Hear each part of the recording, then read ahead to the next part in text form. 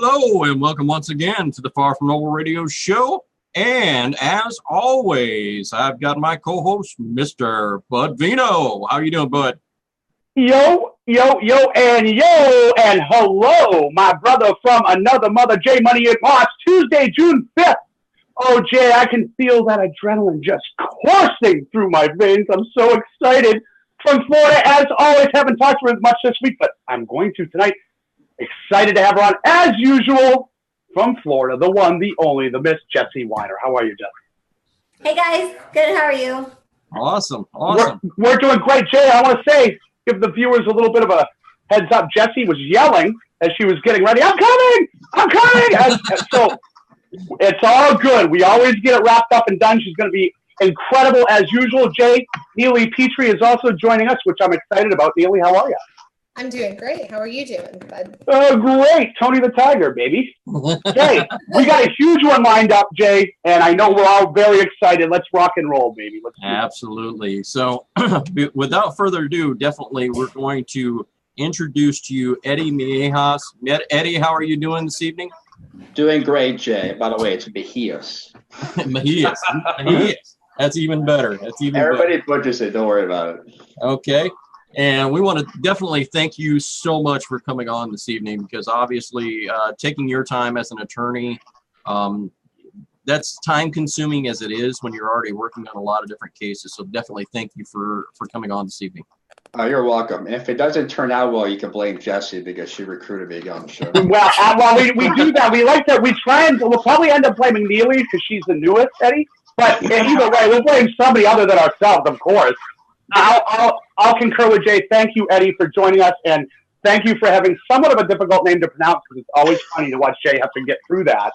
And that's our first guest. So thanks for taking the time out, as I said before the show. No problem. It'll be awesome for people. Thank you. Yeah, definitely. And Eddie, I know that you were out there at the DC event. Right. A little bit of an echo. I'm not sure why. I know that you were at the DC event, obviously, because you are a guy out there who helps out not only fathers, but mothers who are going through this. And you are a person who is, as a family law attorney, you are all for the principles of shared parenting. Absolutely, Jay. And it makes me cringe when I see other lawyers and judges stray from that important principle. And it happens too often, even here in Florida, where the legislature has moved in that direction, but I still see a lot of obstacles here, and we still need reform here too. Yeah, and it's pretty obvious to me out there that we've had, obviously in all of these states, we're getting opposition from a bar association that's trying sometimes to protect its self-worth.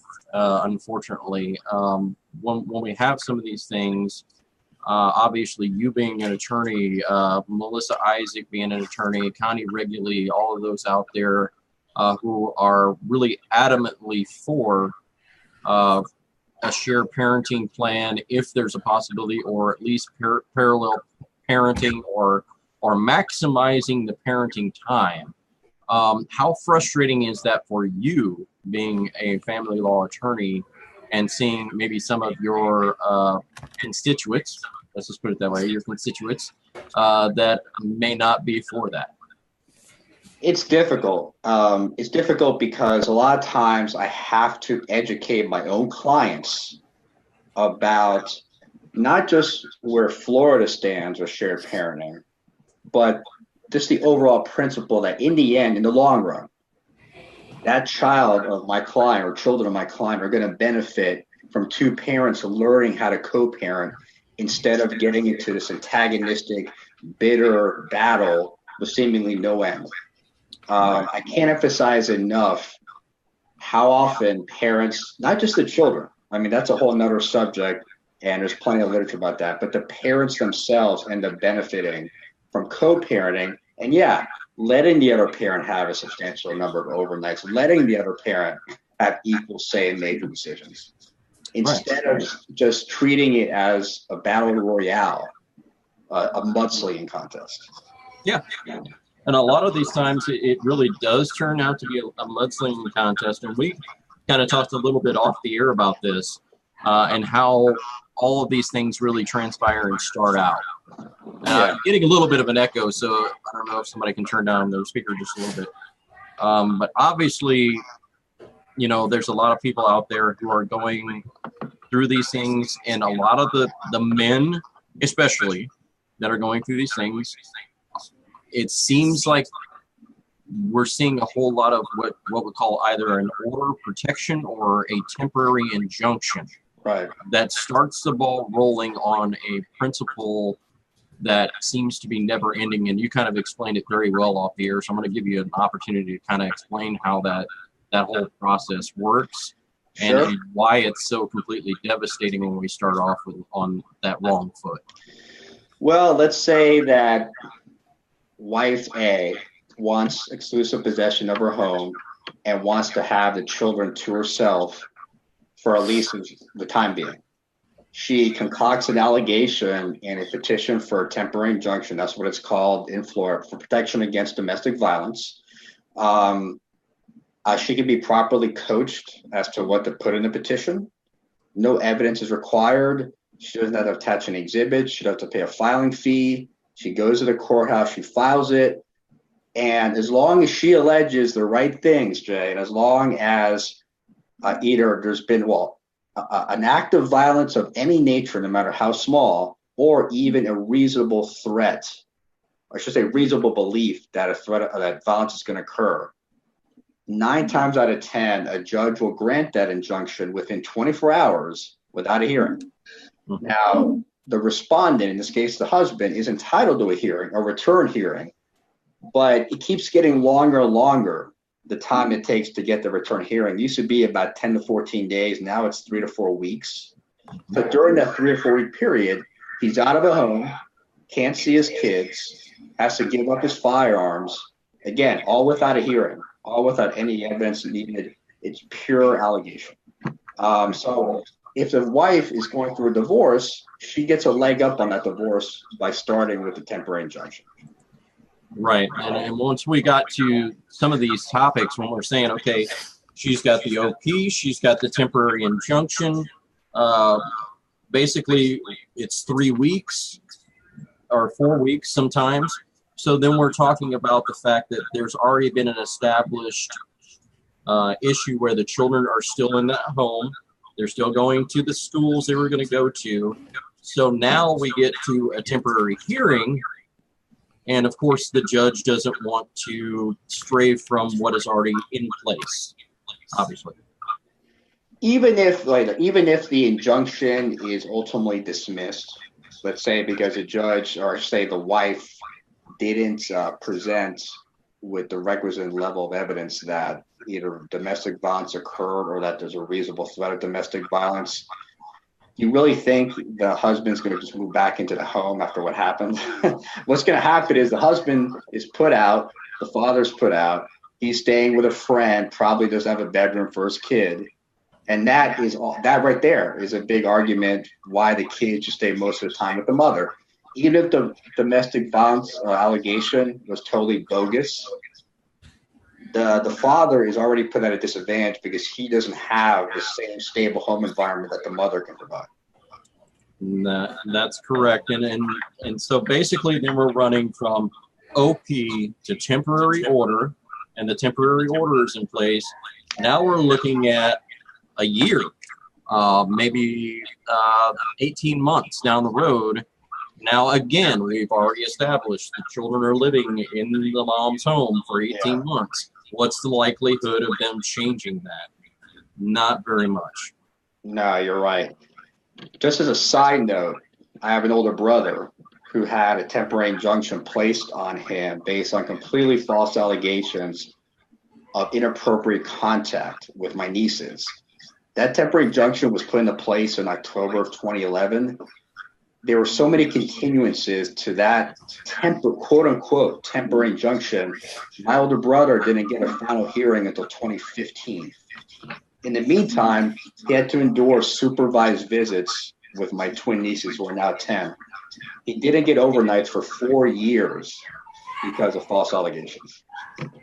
This is insane. That's crazy. And you talk about your right to due process. When you talk about VAWA, Violence Against Women Act, and these the silver bullet tactic of getting these protection orders and then taking people's children from them for years and years and years. What about the dad or the mom who can't afford these supervised visits? Then what are they supposed to do? Our laws talk about, Eddie and I were talking about this earlier, frequent and continued contact.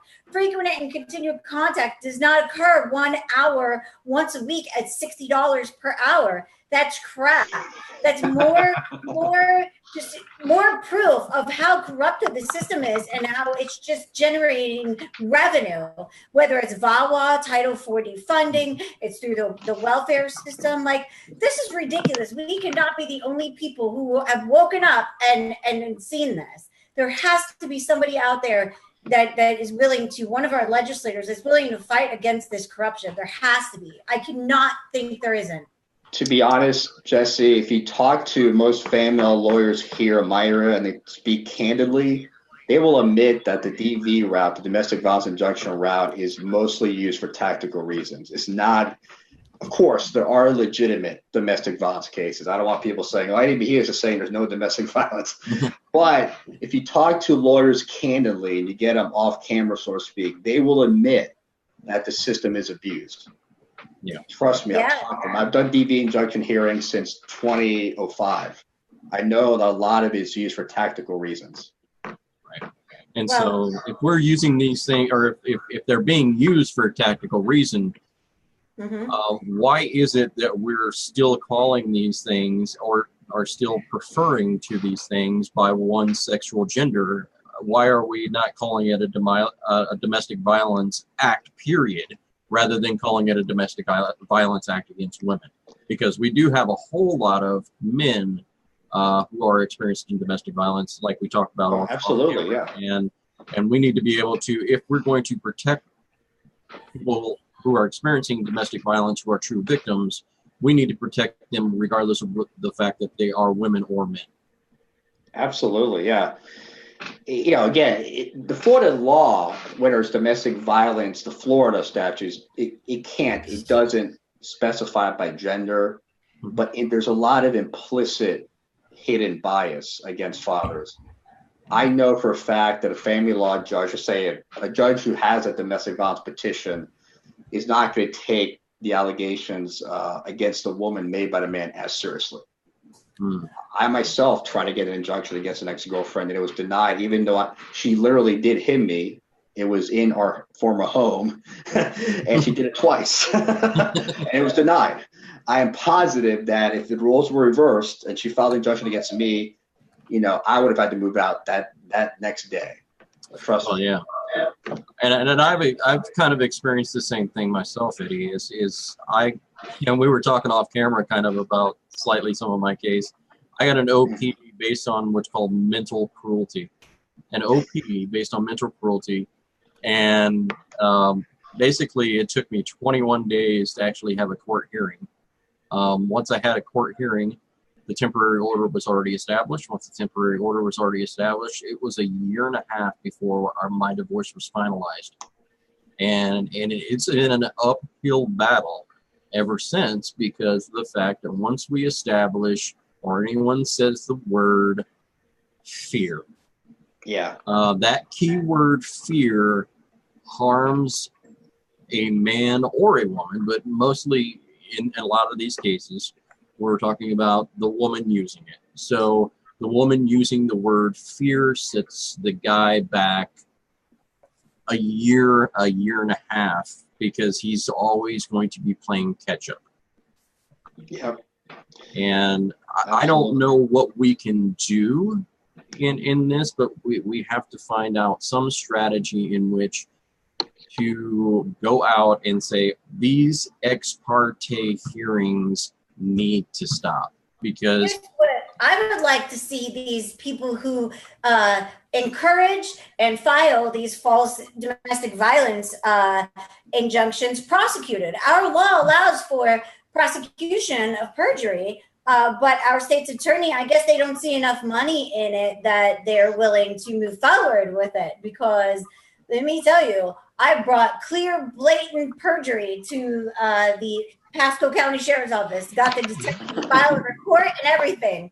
And then down the crapper, you know, there's no money in it. Our prosecutors, do we put them there? Do we put state's attorneys there? Oh, yeah. Yeah. Well, yeah, Florida did. Well, then maybe we should start to not put them there if they don't want to follow the law and only follow what it is they wish to follow. Because perjury is against law. Right. Well, I mean, not only that, but we've got a lot of issues within this family court. And I mean, a lot of the times I sit back and debate, and I don't know, Eddie, I mean, I feel guilty for Eddie because he works in the system. But I'll be quite honest. There's a lot of times where I sit back and debate: do we reform the system or do we just blow it up and start all over again? Because I don't know. I mean, a lot of the times there's just so much that's broken, especially with a family court where there's no due process because you're not allowed the right to a jury trial, even though your state constitution says you should have your right to a jury trial shall remain innate. But it doesn't in the family court. Why is that? You know, that's an overlooked point. A lot of people don't realize that if their divorce or if their paternity case or any kind of adjudication of their rights as a parent, it goes to a trial. They can't reach a settlement. You're allowing one judge with a lot of discretion to make a decision that's going to impact your life, or I should say the remainder of your child's childhood until he or she, you know, emancipates. And that the biases, the experiences of that judge is going to make a huge difference when it comes to the ruling. Yeah, and it obviously could, because you could have, let's say you've got a judge and let's say his daughter experienced a divorce. Well, of course he's going to start ruling for the women. You know, that's part of it. And, you know, or if he had a son who experienced this OP thing happen to him, of course he's going to rule for some of these guys. That's just, you know, that's just human nature a lot of the times. And maybe the jury trial or a separate jury trial where we had maybe 5 members of a jury trial, if we had a situation where someone went into court and they felt that their due process rights were completely violated, they could hold and say, I want to go here and have my case removed and remanded to this jury trial court system that would overview the case and either remand it back to the court for a better decision or make a ruling that overrules that judge based on the jury trial. I bet we would see a huge influx in the costs of, you know, the money you pay a juror for the day. What do jury duty money? Right. And then we might see Title IV start to be dismantled. Well, I mean, it's possible. It's possible, but I mean, either way, you're still going to have you know, attorney representation. You're still going to have some of those same things in effect, but at least that way, if somebody goes into a trial and they feel like their due process rights were completely violated, and they go and they set themselves in this courtroom and they still get ruled against. Well, okay, you know, at least I've had 5 people here and a judge rule against me. There's nothing I can say. But if not, you know, and this jury trial would have the basis to say we're going to protect both parties' rights constitutionally. We're going to protect their constitutional rights, and whatever gets said in that courtroom stays in that courtroom, and then we move on. Now, when I say what gets said stays in the courtroom, I think honestly, I don't know about Florida, Ed, but here's a real problem. If we have a court out there who's not allowing someone to record the trial and it's their trial, what is that for, and why are a lot of these bar associations making rules that say, no, you can't have your phone in the courtroom, but lawyers can't? Well, I'm hoping that these lawyers aren't advocating for complete, how should I put this? It's one thing to keep a trial from going public, but it's another thing to keep, if you mean by keeping or barring a court reporter from transcribing the trial, that would absolutely be a due process violation, because by doing that, you're taking away that party's right to appeal that judge if things go south for him or her. Only in very, very limited circumstances that I know of in Florida can a court reporter be barred, can be excluded from a hearing or a trial. Now, that sounds great, but then the flip side to that is the court doesn't provide the court reporter for you. You have to pay for one. Yes. So if funds are an issue, you're up a creek. You can't, and the court reporters are expensive too, by the way. And so, it makes a big difference when I had a family law judge who, thank God, he's being rotated out in exactly 3 weeks, July 1st. We're all counting down the days. I won't mention his name, but he's in my area of the state.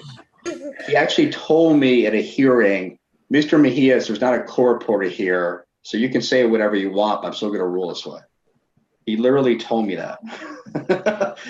So when the court reporter there, it's not just to preserve the right to appeal, it reins in a lot of lawless judges, at least somewhat. So, right. I mean, the point is that everybody has a right to appeal. That in itself is a due process right. Now, you can have some records sealed if it's a really sensitive type of document pertaining to a child's health or mental health or whatever. But in general, I'm for transparency. I'm for transparency as opposed to privacy, which I think has been over relied upon. Transparency is what keeps the court systems honest. Mm-hmm. I think every county in America should have accessible family law records that anybody can just go online and look at. Yeah. Orange County, which is Orlando, has that, but most counties of Florida, you need to be a registered user or an attorney or party of the case. Right. So I'm usually against keeping things stealthy and secret, because that leads to corruption. Yeah, and it seems another one of the biggest things that we talked about when we were offline, obviously, is in a lot of these cases, if you do not demand it, what they do when you walk into a family court is they try and skip over the fitness hearing of both parents and move directly on to in the child's best interest terms. So they're saying, we're just going to skip over, are you fit or are you not fit? We're just going to skip over that. And the assumption is, or should be, that both parents are fit. But once you get over that hump, you can't go back and prove that both parents are fit. So now they're coming in, they're skipping directly over that. And once they start hearing accusations, they're going, oh, that guy's unfit. But he didn't have a hearing. So how do you go back and say, okay, that guy or that gal is unfit to be a parent when you never had a fitness hearing to determine the fitness of both parents? Well, in Florida, we don't have a per se fitness hearing. In Florida, that's what I know. It's one factor among about 16, literally. It's like a list of factors, A through T, under 61.13, that if there's a trial or a hearing, a temporary hearing even, about time sharing, i.e. custody, the family law judge has to look at every single factor, none of which are more important than the other. One of the factors is a parent's moral fitness. That's literally what it's called, moral fitness. There's also another factor that deals with physical and mental health of the parents, which is separate. Now, in Florida, we rarely gloss over that. In fact, I think we overemphasize that, because that's what the parents focus on is, he's crazy, he's taking a drug for something, I'm sure he's bipolar, or she tried to commit suicide when she was a teenager, I can't trust her with a kid, something like that. Right. And it's almost the opposite, Jay. We focus too much in Florida about the parents, how bad of people they are, as opposed to how good it's going to be for the kids to have time with both of them. Yeah. Now, while it can be true that sometimes a parent does have physical limitations or mental limitations that keep them from being effective parents, it's pretty rare. Mhm. You got to talk about a parent that is either psychotic, is a physical threat to the child, or literally cannot put a roof over his or her head. I think if none of those things apply, and as long as geography is not an issue, meaning the parents are fairly close to each other, yes, we should have I go back to this all the time, the rebuttable presumption of 50-50. Right. But in Florida, it doesn't take all that. You can have much less dramatic accusations that a judge can believe to keep the judge from ordering 50-50.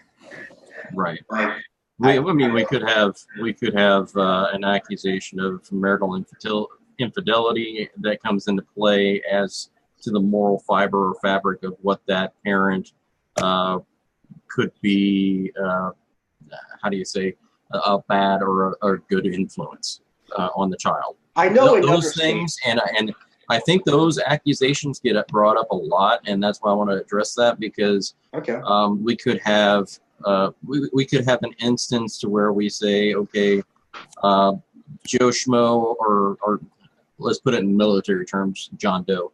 Let's say you have John Doe. He walks in and he says, I caught my ex-wife in bed with another guy, or blah, blah, blah. Okay, brings that accusation, walks that accusation into court.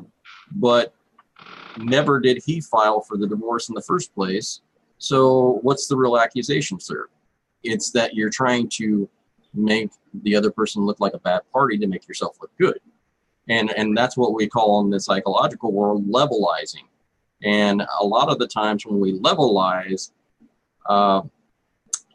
in a family court, it seems to work. Now, in a regular process in everyday life, no, it doesn't. And that's tied to the full moral fabric that you were talking about, and the moral fitness of both parents.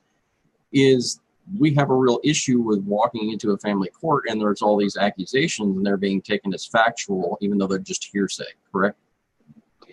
Yeah, in Florida, the adultery itself, courts have moved past that. They don't really consider that to be a factor, but there's a lot of other scenarios where a parent's accused of something that it wouldn't necessarily affect the best interest of the children, but judges seem to latch onto it a lot. I'll give you an example, Jay. Accusation that father has PTSD. Mm-hmm. That I've seen that over and over again. I had a client a year ago who was a great dad. He made a lot of money working as a contractor, but he did time in Afghanistan. He had one isolated incident of mentioning suicide after a rough night of having these symptoms. And the mother immediately filed I said before I became his attorney, filed an emergency motion for temporary custody while the divorce is going on. The judge granted it at the time and gave him only supervised visits and ordered him to do a whole sort of slew of mental health evaluations. Okay. Based on one incident. And he didn't actually try to kill himself. He mentioned it in a text. Right. So go ahead, Jessie. I know you have a lot to say about that. I'm sorry. Go ahead. Let's say this. Let's say a child is being abused and DCF is investigating. Okay. Does DCF in Florida help the victim and the mom or the dad get a temporary injunction with the court, or do the courts make? So is that normal that they do that? And how you being an attorney, how do you think that DCF and the courts could work better with each other to protect children that are being abused? Because we do have situations. I mean, there's a lot of situations where children are getting abused sexually. DCF that's a different animal altogether. DCF will move in fairly quickly if there's an incident that is either brought up by the victimized parent or a neighbor or somebody brings it up, or if it's a child being abused, a teacher or school official can alert the authorities. DCF can move in like that day, take the children, put them in foster care temporarily. Now, granted, the parent is entitled to a shelter hearing within 48 hours. But one thing I've noticed along that lines is if the other parent isn't doing anything. The other parent may not be accused of any abuse. The parent may not have laid a hand on anybody, but DCF can then accuse the non-violent parent of not doing enough to protect the child from the other parent. It's called failure to protect. And no, DCF doesn't help the other parent get an injunction. They expect you to do that on your own. Right. So actually, if you're not, it further incentivizes parents to get injunctions to each other, because if they don't, then they themselves are accused by DCF of trying to protect. And it's kind of setting up the system to where it makes the two parents become adversarial, even though they weren't adversarial to begin with. I've seen that happen twice. In this case, it was a mother, and the dad had not a full-blown fist fight, but had a physical altercation, a shoving match with his 14-year-old son. The mom didn't do anything for a while, but then she was listed as an offending parent because she didn't immediately seek an injunction against her husband. Wow. Yeah. So the states are now forcing one parent to get an injunction over another parent, even though it's our constitutional right to manage the care and upbringing of our children and settle things within the realm of our home. Right. But you understand, once DCF gets involved, they think they know best, period. I know. They're even more arrogant than family law judges. DCF, once they get involved, that's it. I mean, until the case is discharged, they know what's best for the child, not anybody else. Right. And that's unfortunate. Yeah. Here in Pasco County, we have Safe at Home, and I actually have a mom who is on the alienated. She's the alienated parent, and she's the parent that DCF is attacking. And they actually assisted the father with getting an injunction against the mother. So it's kind of crazy, to what lengths they become involved and almost push these parents to certain degrees to take legal action, creating more conflict and just getting involved where they really have no business being involved. To go back to your PTSD reference, my husband has PTSD. He was primary parent during the marriage with his ex-wife. He did the day-to-day care. He was the one who stayed home, and the ex-wife went to work. And the minute they separated, it was, I fear for the life of my child because he has PTSD. And he was reduced to after a year and a half, he got 2 hours every Saturday at a McDonald's, supervised by the ex-wife's boyfriend at the time, who later come to find out had PTSD as well. So why in the world was the ex-wife's boyfriend chosen as a supervisor? That's an interesting person to choose. Yes, that in itself creates the conflict right there. And I think maybe that was the case. Maybe she was trying to create the conflict. Sometimes that happens, where people play the system so much that it becomes second nature to them to play the system. And maybe that's the case. I don't know. But definitely PTSD is a major issue, and it's a major factor when we're talking about some of these things. I don't think it makes you unfit to be a parent. It's just something that you go through, and you learn to deal with it, cope with it, and you learn to get help for it, just like any other thing like depression, anxiety, bipolar, whatever it may be.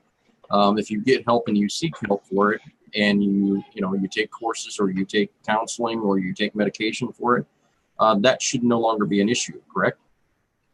Well, it shouldn't be, but unfortunately in family law, it seems like there's a lag time between there's more of a general acceptance of mental illness as part of everyday life in society. But you would think that we're living in the 1970s based on how often and how much weight accusations of any kind of sign of mental illness are brought up. It's, oh, he takes Prozac or she takes his antidepressant and therefore he or she's unstable. And therefore, they're a danger to the child. It's like a slippery slope into, if you have any kind of diagnosis of anything, of any kind of mental condition. I'm not saying it's going to be an automatic bar against time sharing, but it is given a lot of weight. But it seems to be given too much weight. Right. Absolutely. How many Americans are not open about treating mental illness, it seems to be a much bigger taboo in family law than it is in the rest of society. Yeah, that seems to be the real consensus here that we're talking about, is because really when we have a lot of these things, we're dealing with a lot of, especially in this movement, we're dealing with a lot of ADA advocates, which is Americans with Disability Act. So if you've got a lot of ADA advocates out here and they're trying to help as much as they possibly can, and they're getting the word out as much as they can. I've had an ADA advocate that was going to represent me or not represent, but at least help me in order to get some factors helped in court, like with court recordings for free and different things that, with different memory loss and different things like that I experienced. There's different things that they were going to help me on. And the judge just didn't even allow it because they weren't a licensed bar attorney. Unfortunately, we have those in a lot of the court systems, where maybe a judge becomes, how do I say this best, has a God complex. Let's just put it that way.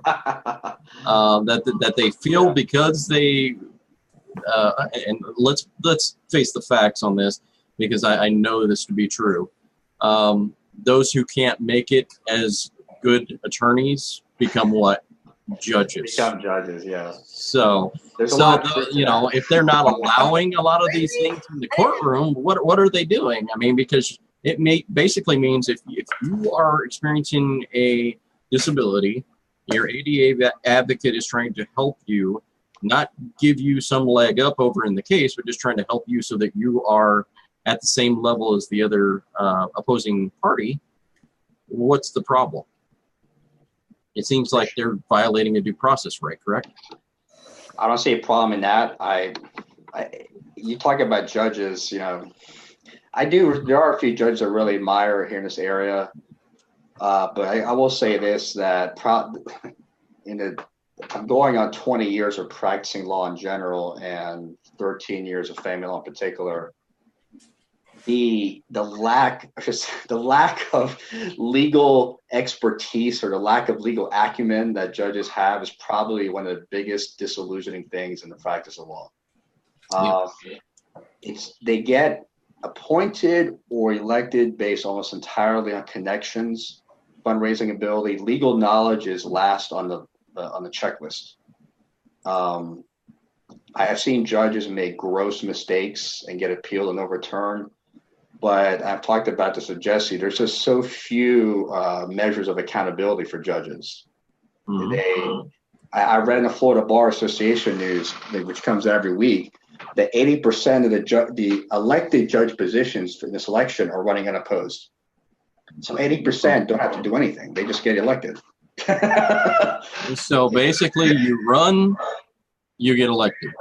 Yeah, it's like a coronation. It's not a campaign. Wow. You don't even have to go to law school. You just you need a law degree. You need 5 years of actual legal experience. Mm-hmm. But aside from that, you go. If you get elected or appointed, you go to this judge camp or something for 3 months. But other than that, there is something called the JQC, the Judicial Qualifications Committee. Mm-hmm. But they're not the most aggressive sanctioning board. Let's put it that way. They make it almost impossible to get any real sanctions imposed on a judge. That's true. And, that's actually how Eddie and I started conversing was my challenge. I don't know if he remembers this, but my challenge to him on whether he was going to file a complaint against a particular, I don't even remember what the case was. It was wrong. The judge just made erroneous rulings and completely biased. And I think my first comment to him was, are you going to file a complaint against this attorney or against the judge? Because I am all about transparency, accountability. Listen, I even went and filed a motion because I'm a little bit crazy sometimes, but my husband filed a motion to request that he be given the training material that the judge was given to determine the best interest standard for the child. The motion was denied because the judge didn't have access to or was never given any kind of training material on how to determine the best interest standards. Oh my gosh. So yeah. So we've got judges out there deciding decisions, and they don't even have access to the material or the standards to be able to decide what's in the best interest of the child. That's basically what we're saying.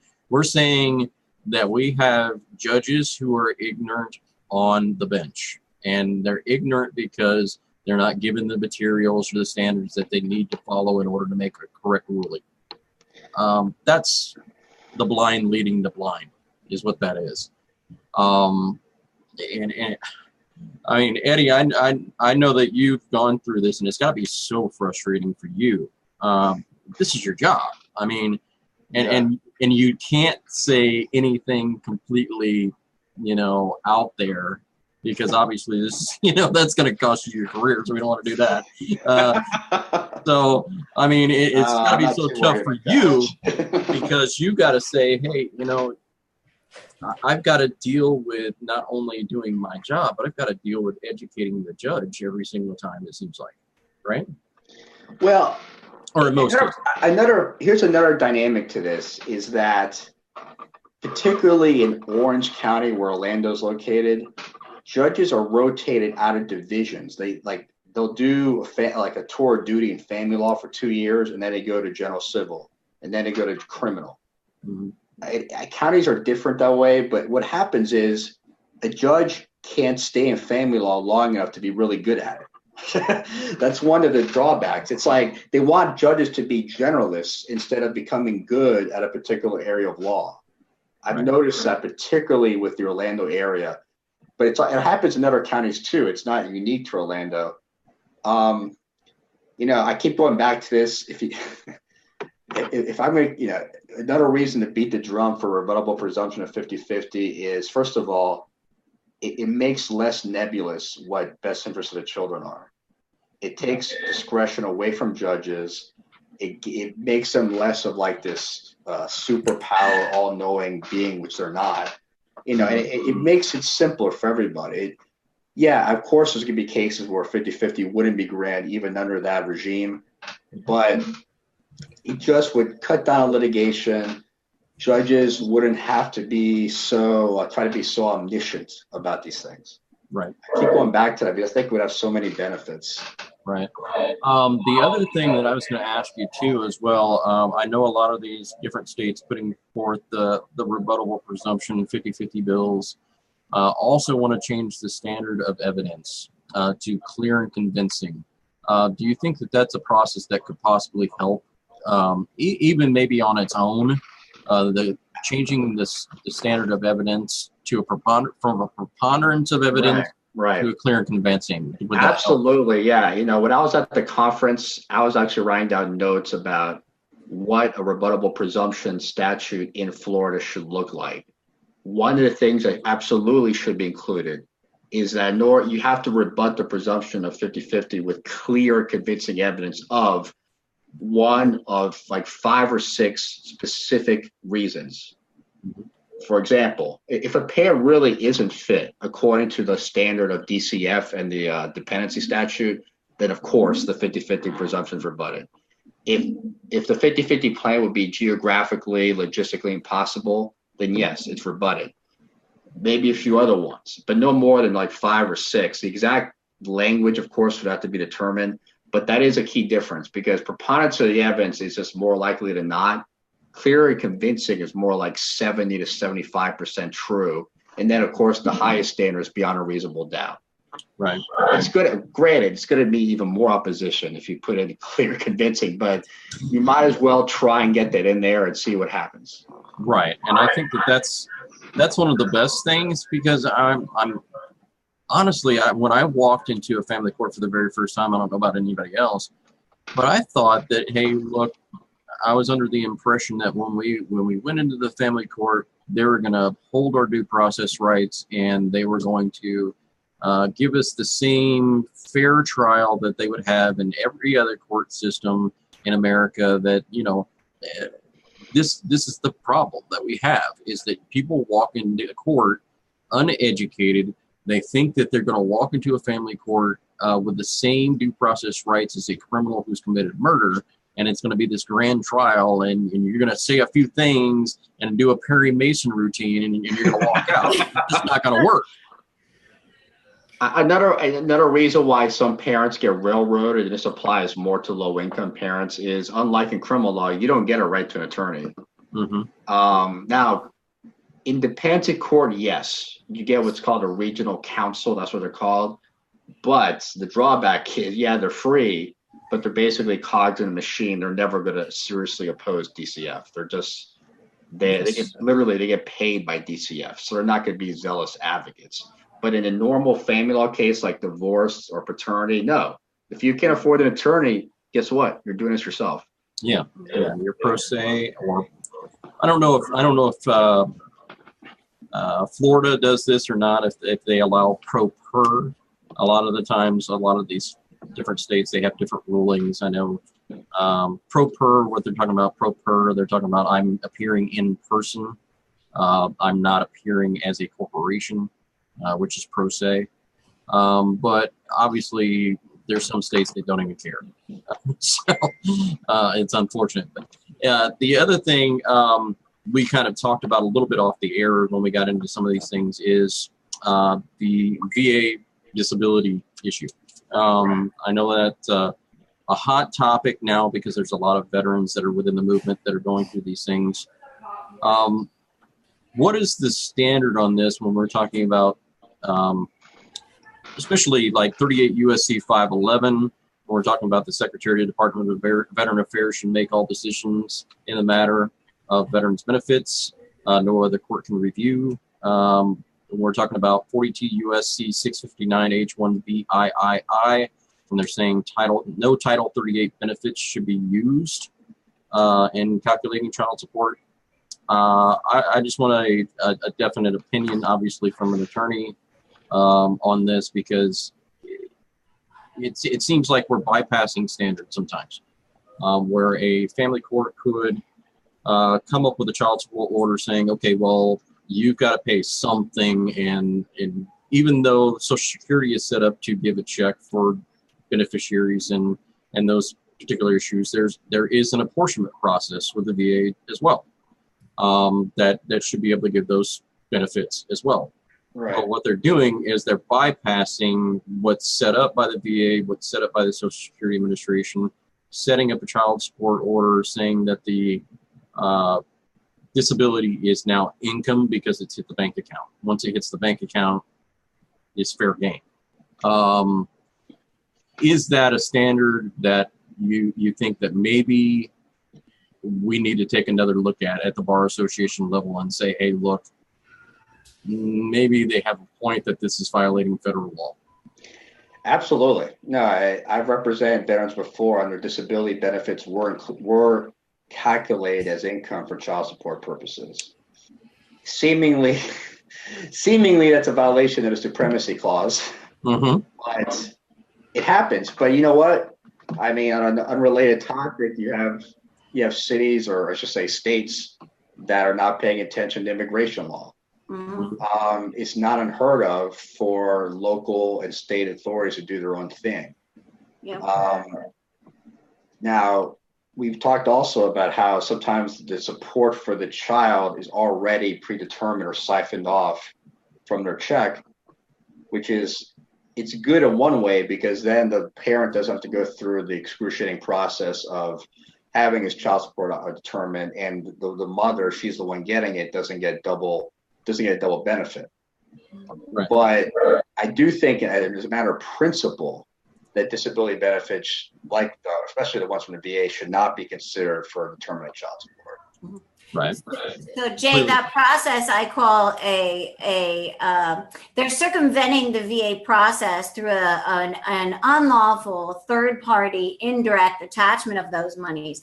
What's interesting is because it doesn't siphon through the Department of Revenue, Dad also receives no credit when the VA does give the apportionment and pays that directly to mom, because the VA won't have anything to do with Department of Revenue.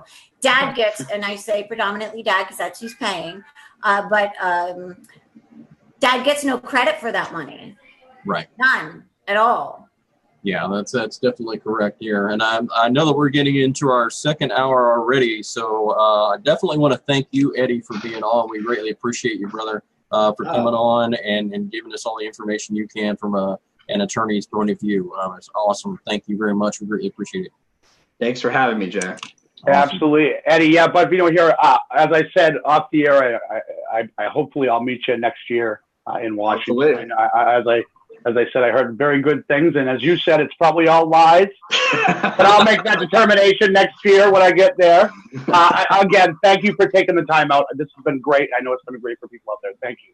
No problem. Y'all have a good night. You as well. Stay safe, sir. Bye. Thank you. Bye. All right, here. So I'm going to hit the stop video here for him real quick. Let's see here. There we go. All right, so we're going to get here into our mid part of the show because it's gone that quickly, guys. That quickly. Wow. Yeah. Jay, what's going? Wow, that flew like a speed train. Yes, it did. Hey, Jay, before we go on, this dude's been bugging me. My little sidekick wanted to come on. He hasn't said hello to you in a while. Oh, yeah. Come on, my little sidekick, Mason, man. Yo. Yeah. He had to come in and say hi, and he knew that Thomas Fidler, Mr. Fidler, was coming on. The founder of the Father's Rights Movement. He's nervous too. He's giddy. But this is one of the future co-hosts of Far From Normal. So, and he's getting so huge, and he wanted to show you guys how good he's looking. I like your glasses. Yeah, he's looking good. He's looking better than Dad. Right? Shirt. What's that? Is that a Minecraft shirt? Yes, it is. Stand up. Jesse's Agnett's Minecraft. Awesome. Oh. Yeah, he is a huge Minecraft fan, right, dude? Yep. He's got a little bit of that, what I call that off the air, guys, with Cindy Brady syndrome, where they see the red light. Mm-hmm. So yeah. He knows he's live right now. But he's good. We're loosening him up. We're getting him ready. So awesome first off, thanks, bud. Love you. I know we're going to break. Thanks, pal. Yeah, we are. Good job. We're heading to break here, and as soon as we come back, Neely will take over here and give you our calendar of events that are going on out there. Very, very important. There's a lot going on, so please pay attention to all of the events that are going on, because if there could be one in your area, if there is, please get to it. Doesn't matter what organization it's a part of. Doesn't matter. We're all in this together. We're all in the same fight. So let's all support each other. Doesn't matter what organization it is, okay? And once you get through that, obviously our birthdays. So I'm going to go ahead and play this real quick, and we'll get to our birthdays and events. Have you ever felt? Are you listening? Damn.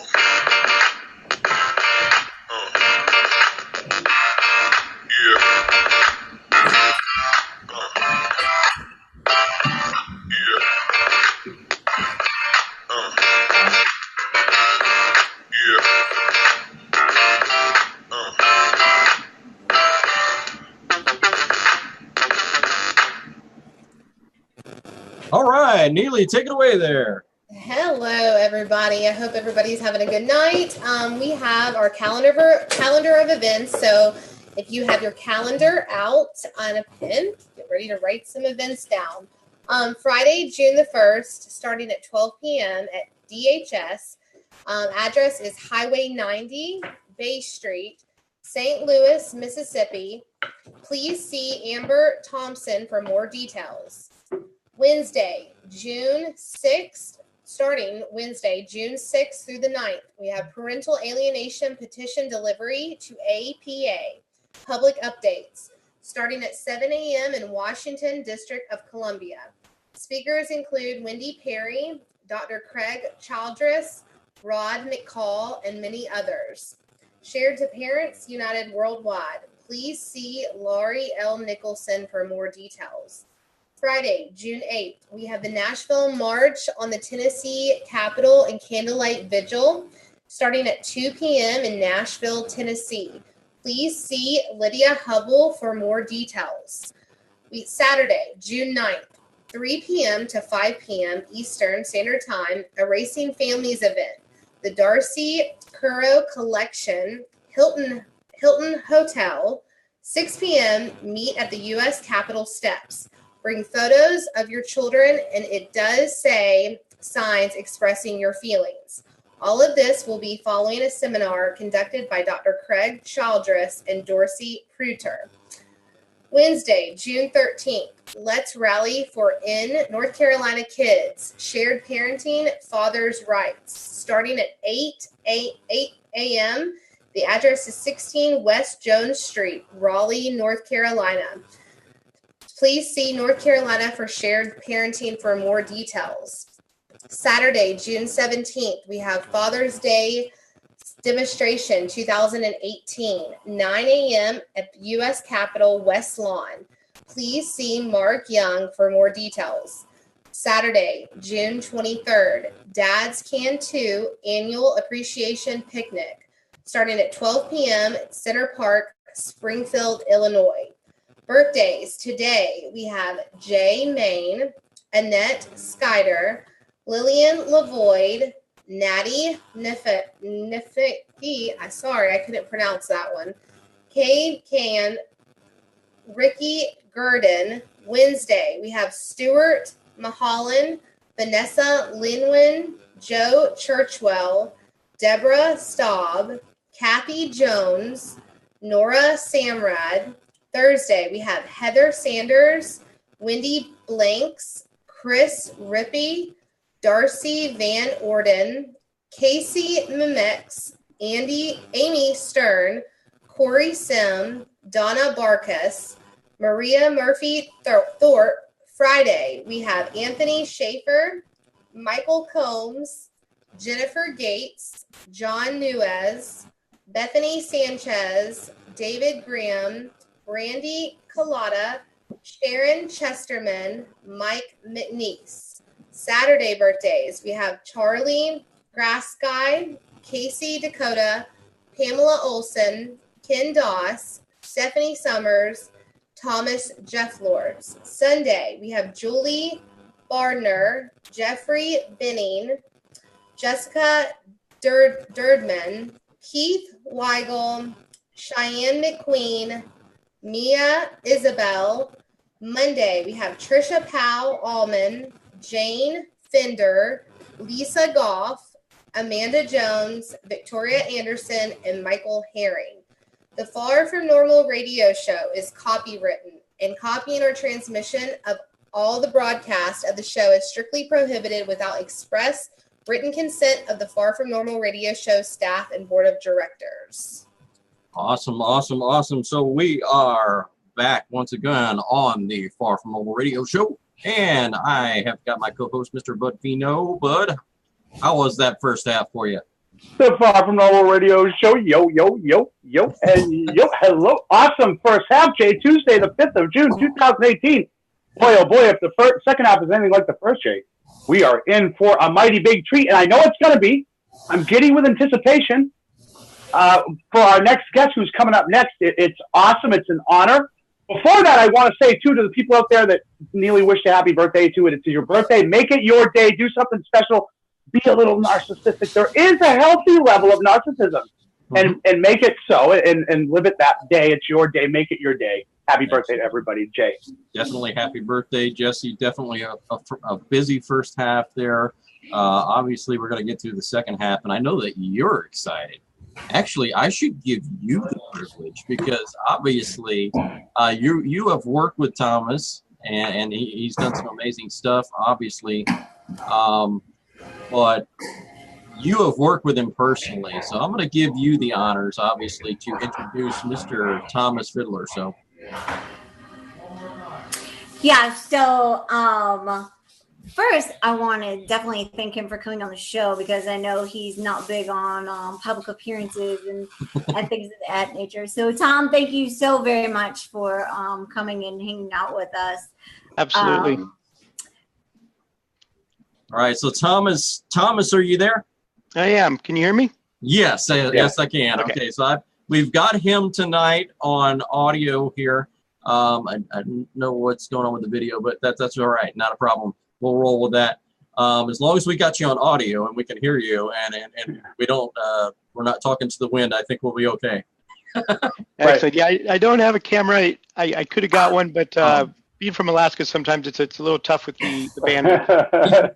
Well, Mr. Fidler, Bud Vino here. Again, I want to say again, thank you so much. I know you're busy, and for taking the time out. It's an honor for us, and I know it's a treat for everybody out there. So again, thank you. Absolutely. You bet. Appreciate you guys having me on. Yeah, and you've got so much going on, obviously, within the fathers' rights movement. Honestly, when the first time that I ever experienced anything, when I wanted to learn more about what was going on out there had to be several other guys or whatever out there like myself. The first place that I went was the fathers' rights movement. So you guys being out there really helped me develop and grow. So I greatly appreciate that, Thomas. And I know I've had the honor of meeting you. You're a very humble guy behind the scenes. I can't thank you enough, obviously, for the fathers' rights movement and what they've helped for myself to obtain and many others. You know, myself included there, it came to be because I was able to connect with somebody and get that same guidance and strength. You know, I mean, it just, before I found somebody else, I was completely lost. And I think we all feel that. So it helps in connecting with others. Yes, definitely. Absolutely. Go ahead. Jay, Bud Vino here, Mr. Fidler. Yeah, I'll mirror Jay's comments there. It was the same with me. The first thing that I found when Googling, I was desperate. Like many of us are, thinking that you're alone, when in actuality, there are far too many people out there like you, and all of us. But I found the Fathers' Rights Movement first, and I had the honor of running the New Hampshire branch, as you know, of the Fathers' Rights Movement a little while back. I learned so much from you and the people in the movement, even starting out as a hot-headed, emotional know-it-all that I was. I did manage, through the help of the Fathers' Rights Movement, gain joint custody, 50-50 legal custody. So I didn't thank know that. you for that. Congratulations, bud. Yes. I was not aware. I do remember you reached out a few times, and us Absolutely. there. And, yeah, so thank you, sir. And a lot of that was due to the empowerment that I got, and a lot of that I do now is started in the parental equality movement with the Fathers' Rights Movement. So again, I think a lot of us have that same sentiment, that same sort of emotion when we start up and we're kind of desperate looking for things, and if we're lucky, we find empowering people. Absolutely. That is definitely where it's at. You know, that's what it's all about, is empowering others.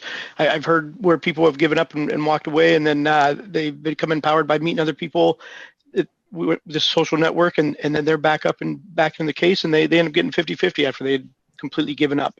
Yeah, absolutely. I know that you yourself have had obviously some success down the road. I mean, obviously going through your stuff as well, and I think some of the bigger issues that a lot of people have are some of the things that we kind of want to address, though. Obviously, some of the issues and some of the concerns or whatever it may be that I've heard down the line, that I think it would be a great opportunity for us to come out and talk about some of those things tonight, because let's put some of these rumors and dispel all of this nonsense to rest. So that's my thought here. Sure. So some of the big things, and I know that I talked to you about this when we were in DC. Some of the things that a lot of people address with me is why, if the Fathers' Rights Movement is for all parents and is for parental equality, why haven't they changed their name from the Fathers' Rights Movement? I wanted to give you that opportunity. Absolutely. We won't ever change that name. The thing is that, you know, there's welcome to be a Mother's Rights Movement. We will work with them 100% if there is one. We believe all parents should be involved in their children's life if they aren't going to be a danger to them. Both mothers and fathers deserve 50-50. We by no means are just for the father. We actually have some alienated mothers that volunteer with us. And those that don't, there's a lot of times when the connections are made by gender. And so I have a a woman that I send some alienated mothers to that I find, and she has a kind of a secret group that she nurtures a lot of them, I guess, through Right. some of their darkness and stuff. But the reason I went with Father's Rights Movement is that there's a little bit of a difference in why women and men are alienated. And by all means, there's always exceptions, but for the most part, there's social biases in place. And when the men are being isolated and alienated from their children, a lot of times it has to do with gender discrimination. It has to do with the fact that the judge or whoever grew up believing that women are better at nurturing, they can love deeper, they're more empathetic, and so forth. And with the men that, or with the women, that's not necessarily the case. You usually don't get women that are mothers that are isolated and alienated because of their gender. It's usually due to more factors of the father has more money or something along those lines. Right. So the reasons are a little bit different. Well, go ahead, Mr. Fidler. I'm sorry. I was going to ask. Go ahead, and then I'll ask my question when you're done. Sure. When you walk out of a courtroom, or at least when I did, a lot of fathers are feeling very discriminated against. When I lost my children on the the order, it basically was there was zero doubt in my mind that it was due to the fact that I was a male. If all other things were remaining equal, that is not how that would have turned out. So when I went home and I started scouring the internet, I was looking for fathers' rights and so forth. And that connected, or actually I wasn't able to really find any that connected because there weren't any. There were mostly gender neutral. There was like National Parents Organization, Love and Iron Project was a big page back then. That was probably one of the biggest pages, and I don't even see them out very active anymore. But I went to their page a lot back then. These are gender neutral pages, but they didn't connect with me the way they didn't seem to address adequately the gender discrimination that I was feeling. And so I started the Father's Rights Movement, and that's where they are connecting. Men come out, they connect on it. But Vino, here quickly, it's funny, you led me right into that, and I was wondering if it was the same for you as it was for me. When I started and I was lucky enough to find the Father's Rights Movement and some other organizations that started, mine was very much, I felt the exact same way, and I feel like a lot of men do feel that way. And when I looked it up, and when I started Parents United Worldwide, it was New Hampshire Dads United, because it was very much, as a male, I didn't so much in the beginning see the female plight and struggle. Because I did feel like it was a gender thing with me, definitely. So mine was kind of the same thing, a desperate sort of search for father's rights, what my rights were as a dad. And that's where the father's rights. And the difference, too, is I was able to change the name to Parents United, but it's quite the smaller scale. I think you may have, in my opinion, lost some momentum, even just for parental equality as a whole, if you tried to change the name now. It's so well known. It's kind of brand recognition at this point. It's not like, Yeah. Another thing I'd like to mention there too, one of the things that some of these men, when they do come back, they have this gender discrimination occur. And unfortunate that they don't realize, and I also was a victim of this, or I was, I didn't realize how many mothers were affected.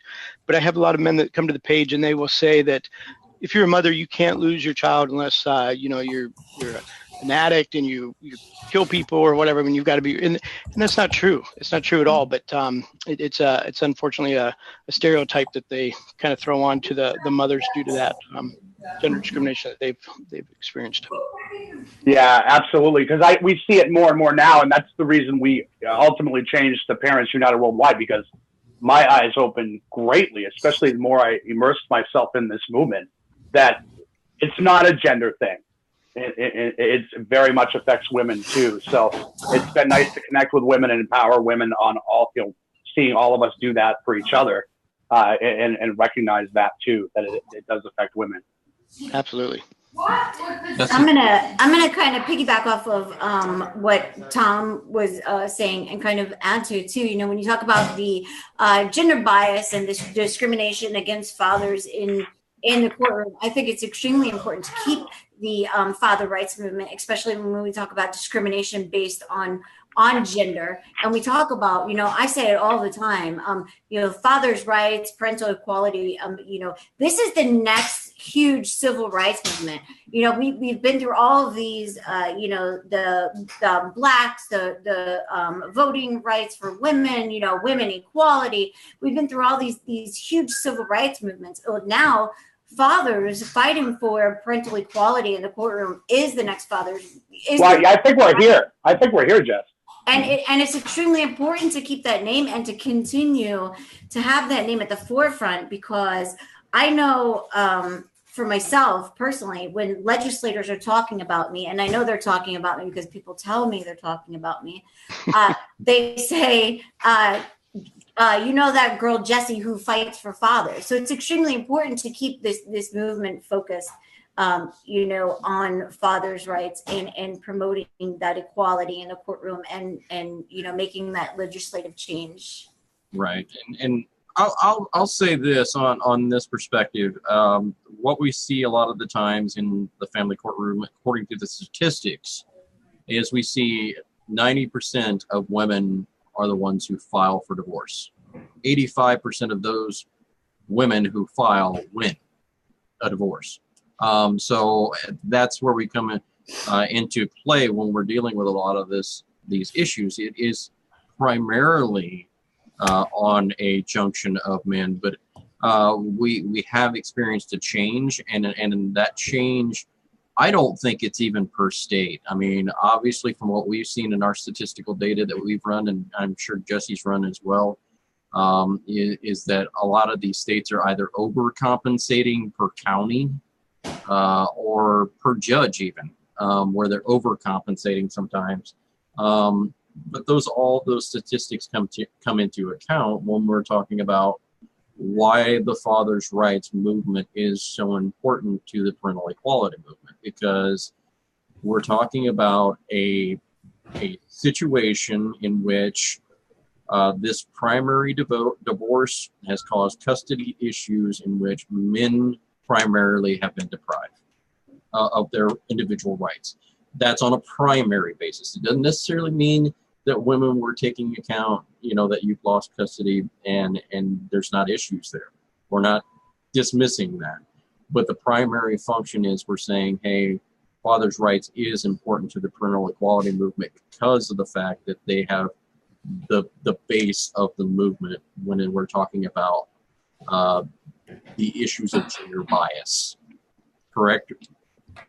Yeah, Thomas, I wanted your input on that as well.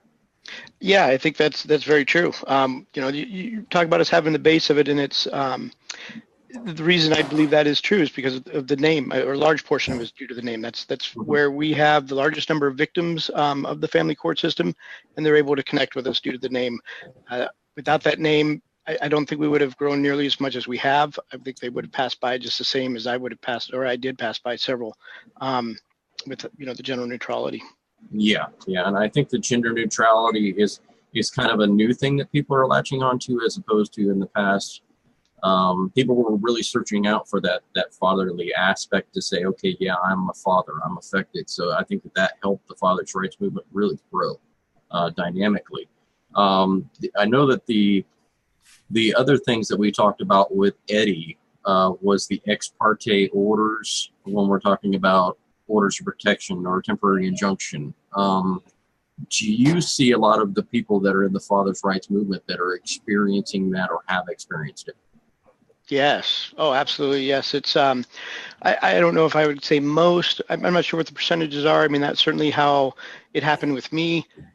With Alaska, we actually, NPO came out with a report card a few years ago, and there were 3 states that came out, I think with a B or B minus, 3 of us that were equal, and we were at the top. It was Alaska, Arizona, and Minnesota. So our laws are pretty progressive up here compared to most other states. And this is what's going to happen when we start getting the 50-50 in place, like in Kentucky, is that it's not going to be the end. That's definitely not going to be the end of everything. It's actually just the beginning. Once the 50-50 is in place, now you've kind of secured up that unless they use certain loopholes, then they're going to have to each get the custody 50%. And those loopholes are going to start getting used more and more often in order to get them that sole custody. So you're going to see a rise in domestic violence, or not in the domestic violence, but in the domestic violence claims and in the ex partes. because they are what overcome that. So in Alaska, where we have strong language where in the interim, it's supposed to be 50-50. And then usually that carries on over to the full order. That's what happens here a lot. Matter of fact, can't remember the attorney's name, but she said she saw at least a 25%, 30% increase, like almost overnight. Oh, wow. So basically what you're saying is once we get some of these 50-50 orders in place and we secure those, let's say if we've got a rebuttable presumption, we've got 50-50 custody, we've got that we have changed the wording as far as presumption or excuse me, preponderance of evidence to clear and convincing. Even if we've done all that, there's going to be a massive rise in these OPs because of the fact that they're trying to gain an uphill advantage, basically. Absolutely. And something else you mentioned there on the clear and convincing, I hope to see that. I don't foresee seeing that for a while. That's a tough one to move up to get the legislation to bite into. I mean, if we could just get the clear and convincing just on the ex partes, that would be incredible. But on the domestic violence side, they've got the argument that you got to at least make them safe, and you have to believe them. And I go for that 100% in the short term, like a 10-day or 20-day window or whatever. I mean, I'm fine with that as far as you just got to believe and give them some protection for at least a few days. But they turn into they're without the clear and convincing, with it only being a preponderance, it's too easy to keep that into a long term that then determines custody. Right. Now, my thought on this, Thomas, is if there is really domestic violence and there is really a need for a protection order, why are these women or men even that are filing for these, why are you not filing a criminal claim? It is a criminal action. A lot of times, Jay, they won't do that. The police won't take reports from people. That's a problem too. Well, then we've got a problem with the Secretary of State who's not filing against whoever the party is who's committed domestic violence. The state's attorney needs to press charges in these cases and not sit by the wayside. And if you've got a Violence Against Women's Protection Act, and if you want to change it, let's change it. I think it should be a Violence Act, period. And if that's the case, and we make this gender neutral, the state's attorney is absolutely obligated in the case where a party could be harmed or seriously injured to file or press charges for that lady, even if she wants to take it back, even the man, if she wants to take it back. If there's serious endangerment, they need to prosecute criminally. That's just my opinion. I'll give you a good one here. So on my case, I actually was charged criminally, and it happened to be that my criminal case came up on the exact same day as the long-term order. And so the judge, my criminal one was at 10:30. We started at 8 in the civil one. She went ahead and said she really wanted to see what happened in the criminal side, that was going to drive her decision as far as what went with our custody. I went over to the criminal side. It got dropped. I came back excited. The judge actually was, explaining to me that there's mandatory arrests in these cases, and that there's going to be people that'll get caught up in it like I was. And that's not what it really was designed for. He was really sympathetic, and so I go back to the civil side, and I'm excited. I'm like, yes, I'm going to get my kids back and all that. And then after she had said that she wanted to hear the criminal side because she really wanted to see how that was going to drive it for her, it didn't end up driving it for her at all. She then told me that the level of evidence that she required here in the civil case court was less. She was going to find me guilty, and that was it. I lost my children at that point. I had supervised visits only until I could win in the Supreme Court over a year later. So basically, what ended up happening is the family court ruled against you, even though in the criminal court they ruled that you were innocent of the charges, which isn't that somewhat of what we call double jeopardy? When we have someone who's tried twice on one case, I think that's a real problem. When we have a system that's set up to adversarial wise be such a created system to deprive someone of their natural rights, I don't know where to go from there, obviously, because when we're talking about due process rights, and you're walking into a criminal court, you are innocent until proven guilty. So if he walks into a court and he's innocent until proven guilty, and he's found innocent, then he goes to another case and they try him again for the same thing. That's double jeopardy. I don't know where that's right. That makes no sense. Nothing's right at this point. You can tell that by Neely. You can tell that by all the papers you got in the background there. Yeah, Neely is definitely helping John with all of his information and helping Chris Hallett, amazing guys out there for Kirk's Law Corner. So check them out. Obviously, they've got a great show as well. But I tell you, when we go through these issues that we go through is a lot of time as men. I want to take it from a men's perspective right now. A lot of time as men, it's almost, Thomas, like the courts are set up in this way to emasculate a men. Is that correct? I mean, that's what I'm feeling like. I don't know if they're set up that way, but it certainly happens. Certainly is consistent. Yeah. And I will say, and I have seen a lot of times judges are almost empowered by demoralizing and fathers in the courtrooms, and they almost get off on exerting this overpower of judicial discretion and really going outside of their scope of scope of practice, for lack of better terms, and really applying sentences and judgments that really have no business being handed down by them or within their means in any realm. But I think a lot of that comes back to, again, we as a movement, we as individuals, whether, on behalf of a group or acting independently, until we are empowered and we are able to get out there to expose the system in a professional manner while gaining transparency and accountability within our judicial system, we're just as guilty as them. Right. In this fight, it's a fight. It literally is. It's a fight sometimes for your next breath. Mm-hmm. But if you're not willing to get up and to fight that fight and to claim your right to be a parent and to do something, you can't.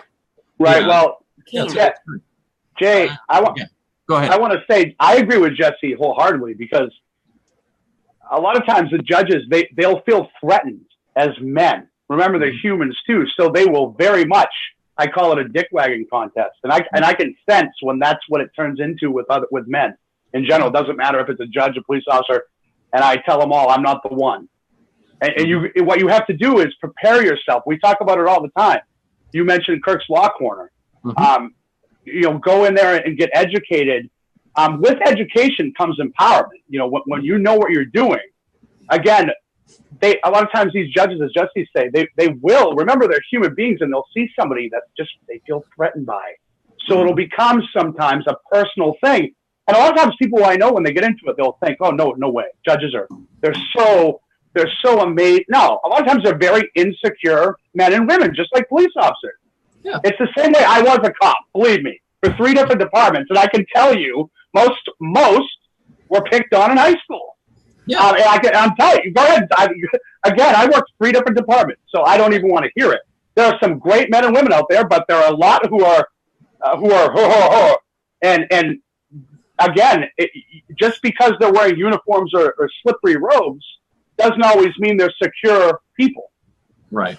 Yeah, and that's completely true. And I will definitely say what Jessie was saying is absolutely true. And I want to get Thomas's thoughts on this, because what they say in a courtroom is your acquiescence, or meaning your silence, gives them consent. So basically what we're saying to all of you out there in the movement is, if you remain silent, you're okay with this continuing to go on. Well, Jay, that being said, quickly, a lot of times that silence becomes what the judges anticipate. So they don't always expect somebody. Again, alpha males are looked down on in our society today.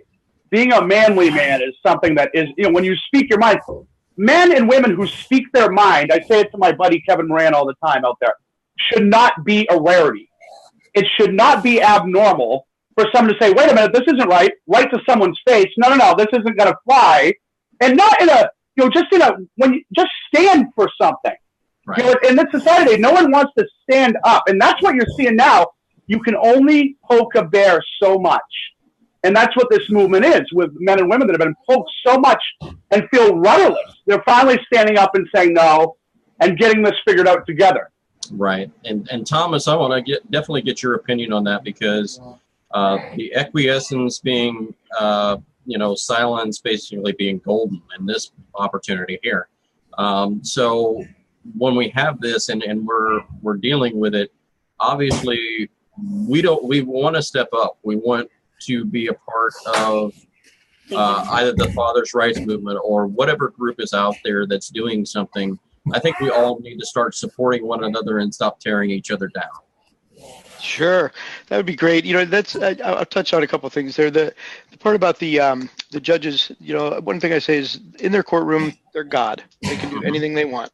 They can rule against state statute. They can rule against case law.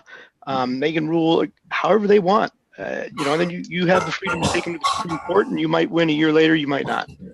But until then, their order pretty much stands.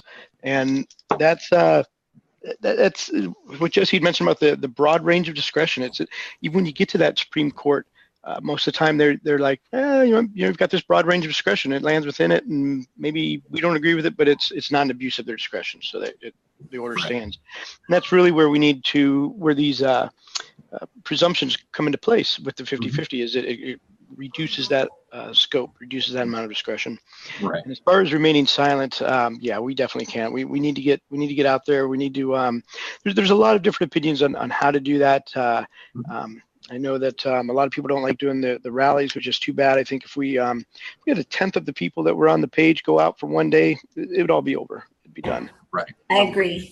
Yeah, but it's hard getting even 1/10 of 1% out there. Right. But it's still important. It's still important. Let me say this real quick. We've got, I don't know how many times we've had a single person out there who has made a positive influence, hit the newspaper, got awareness spread by one person on one sign for 4 hours. And the reason they get that is a lot of people say don't go out there on our fatherless rallies. They get a lot of criticisms because the legislation is not in session and stuff. We're not there for the legislation. We go there all year for them. We're there because it's near Father's Day, and the media outlets are searching for stories. They want stories on fathers, and they will pick up on you. Yeah, this is the perfect opportunity right now, right around the Father's Day, to start getting in contact with as many local press opportunities as you possibly can to get the word out about fathers' rights, about the injustice of the court system, how we have different bills out there that are for 50-50, how we're trying to do things in the best, what we call the best interest of the children, even though the courts use a different best interest of the children. And so a lot of these people that are going through this, Thomas, I wanted to kind of get back to this. We see a lot of, and you and I have discussed this in the past, a lot of people who will give you a criticism. It seems like whenever you get your name out there or whenever something happens good and you get some publicity at all, we see the naysayers and the haters come out and they say what they say. And I think that you gave me the most profound advice ever by saying you can spend your time addressing all of your critics, or you can spend your time doing the work. Which one do you want to do? Absolutely. And I loved it, and I still love it today. I repeat it all the time. Yeah, if you're sitting there and you're talking to all your critics and you're trying to defend yourself, that's all you'll do. You'll spend your whole life doing that. Yep. So let them say what they want to say. Get busy doing what you need to do. Yep, that's exactly right, and I think that's a lot of. It took me a while to kind of let that sink in, but I think now it's gotten to the point where it's not even a problem because we're too busy to address it anyway. Yeah, it becomes second nature. Yeah, so it's great and it's awesome, and I know that there were some rumors in the past, and I guess I've kind of got to address this one because this came up in the past as well. A rumor that had to do with the father's right selling its name to some company called the Maverick. I wanted you to be able to dispel that rumor real quick. Sure. I think what they're talking about is called the Maven. The Maven, yeah. The Maven is a social media network. They're doing all right. We're still a partner with them. What the Maven is, it's a social media network that is different than Facebook. It's not trying to capture everybody like a family friend type thing. It's going for specific areas like auto repair or certain topics that you can go in on. And so what we did is we signed a partnership with them. All it said was basically if we got users over there and people over there, we could utilize it. We could get some of the stock in that. And we thought, well, if it works, then maybe we can help fund the movement here. It doesn't. There's no. We're not putting anything into it other than our time, which we're doing anyways. And the other thing that was nice about that was unlike Facebook, where your algorithms give you 5% or 4% of your views on gets out to your visitor or to your membership. Right. Even it's 100%. If they've signed up on your page, then they're gonna get 100% of your posts. So it's got some real attractive ideas there, and some of the pages are actually doing pretty well. We still are a page there, but it really hasn't taken off. Facebook's just where everybody's at, so it's hard to move over. Right, and that's a lot of the things that kind of start getting misconstrued out there, and when you start hearing some of this different things that are going on, obviously you're not addressing it because it becomes a critical thing where somebody's just being a critic, they don't know any better. But a lot of these rumors can kind of persist over time where sure. they get a wrong idea. Give you a great one is I think off the t-shirt sales and the donations, we've last 2 years we've done about 3,000 a year, so I think 6,000 over 2 years.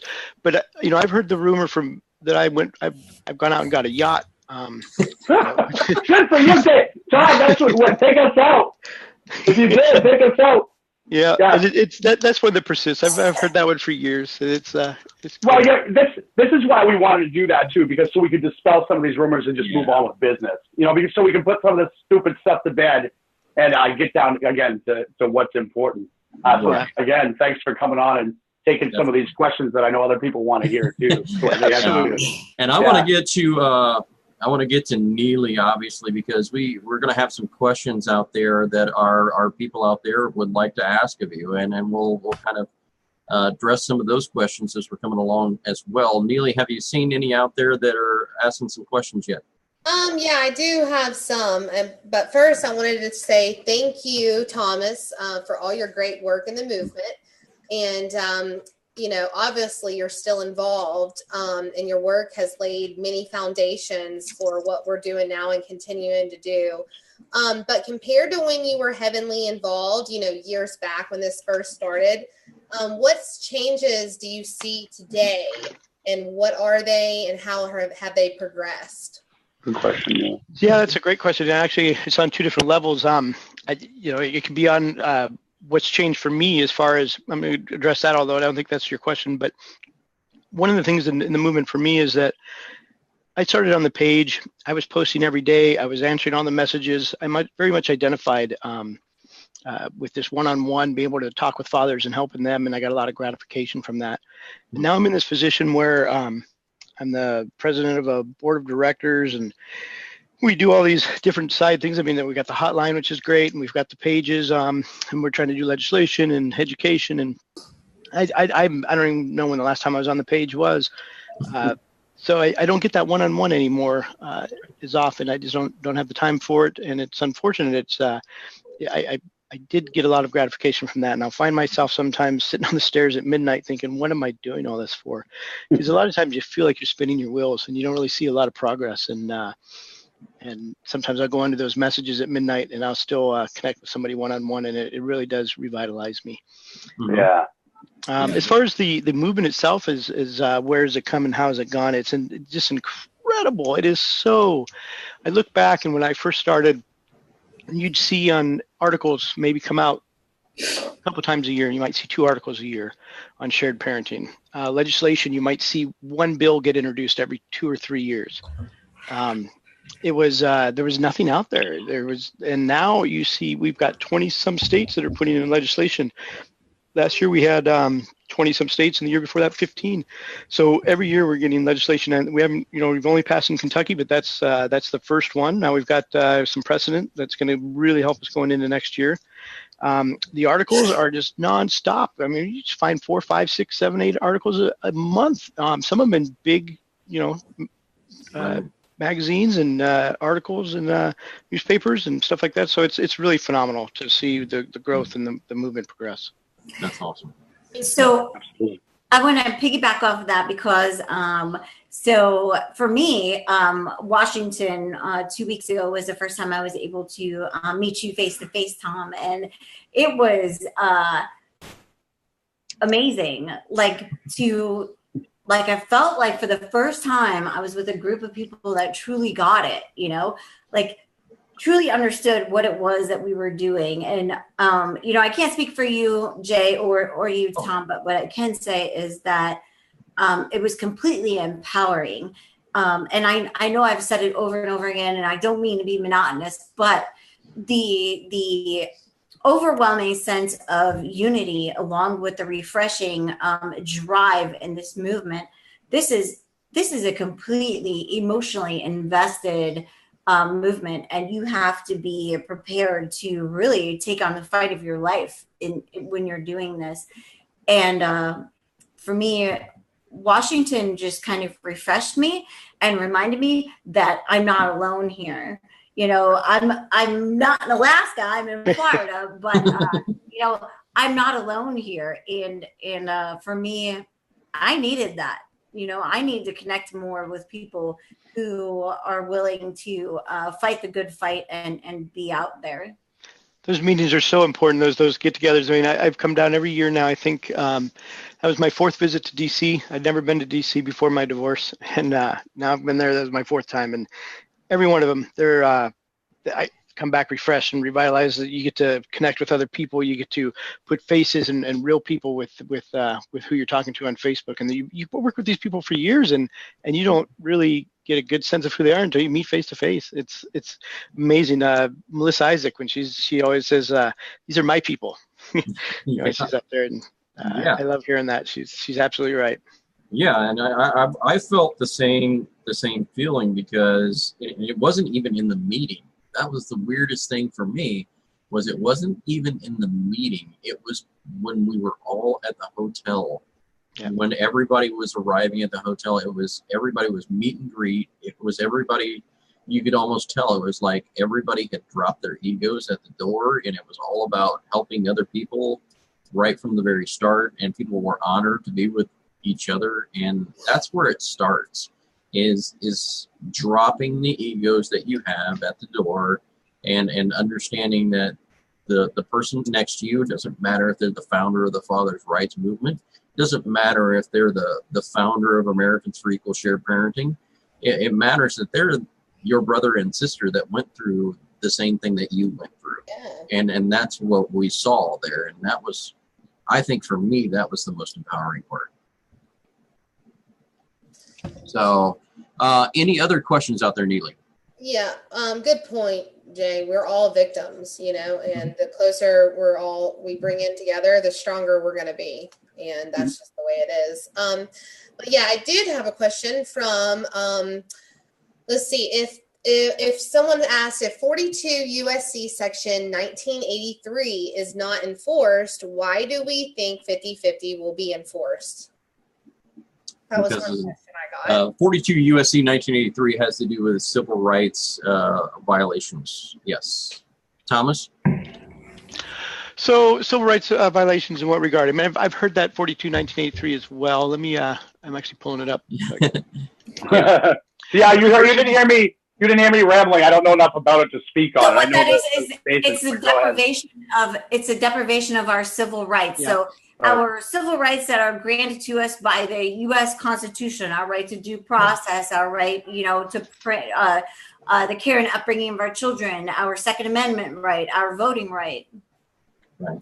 So they're saying if 42 USC 1983 is going to be deprived to us, what makes us think 50-50 custody will? So, what it looks like here is that you have under color of statute, ordinance, regulations. So I can't answer this completely. I have read on this to some degree. When you get into the constitutional laws and stuff like this, one person I want to mention is Sherry and Ron Palmer. They do a lot of great work in this area in constitutional law. I myself am not into the constitutional law that much. I don't think that's as important as what that's probably wrong wording there. It's I think with that judge, when they're right there in front of you, what they have written in front of them as far as what they're going to be held accountable to. I don't know whether they'll be held accountable to this or not. I do know that if we have a 50-50 that the Supreme Court will hold them more accountable at least our state level. And I would piggyback off what he just said, because I would say that now when we're talking about 42 USC 1983, we're talking about federal law. So when we're talking about 50-50 custody, we're talking about state law. We're talking about civil law. So what we're saying is 50-50 custody should be the norm.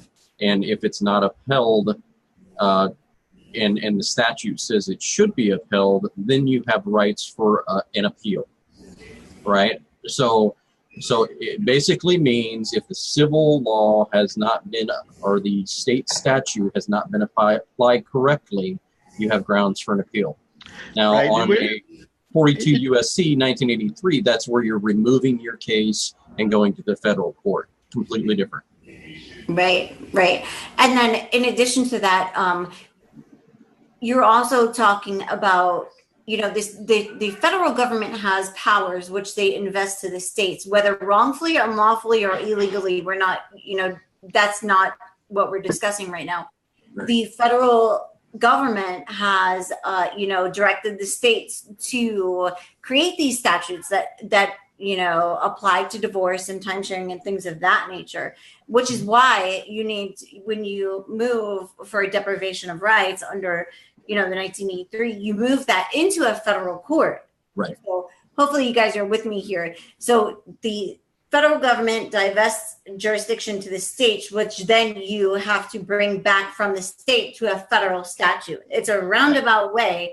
And if you're not versed in that, get versed if you're going to go to the federal level, because you have to be prepared for a fight.